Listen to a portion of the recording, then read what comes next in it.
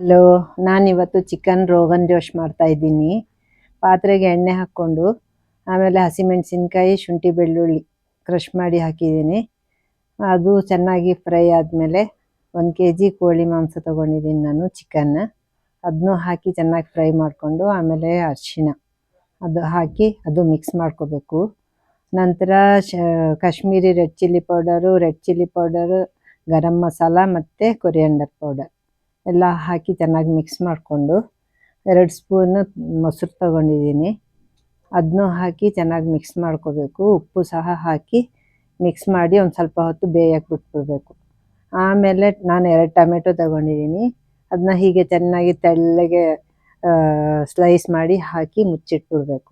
ಅದು ಚೆನ್ನಾಗಿ ಬೆಂದಿರುತ್ತೆ. ಅದನ್ನ ಸ್ವಲ್ಪ ಮಿಕ್ಸ್ ಮಾಡಿದ್ರೆ ಬೆಂದೋಗುತ್ತೆ ಅದು. ನಾನು 2 ಈರುಳ್ಳಿನ ಫ್ರೈ ಮಾಡಿ ಕ್ರಷ್ ಮಾಡಿ ಹಾಕ್ತಾಯಿದ್ದೀನಿ.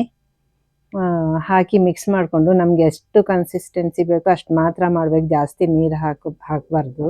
ಆಮೇಲೆ ಕೊತ್ತಂಬರಿ ಸೊಪ್ಪು ಹಾಕಿ ಚೆನ್ನಾಗಿ ಮಿಕ್ಸ್ ಮಾಡಿಕೊಂಡು ಒಂದು 5 ನಿಮಿಷ ಬೇಯಿಸಿ ಇಳಿಸಿದ್ರೆ ಅನ್ನದ ಜೊತೆ, ರೊಟ್ಟಿ ಜೊತೆ, ಚಪಾತಿ ಜೊತೆ ಚೆನ್ನಾಗಿರುತ್ತೆ. ಟ್ರೈ ಮಾಡಿ ನೋಡಿ.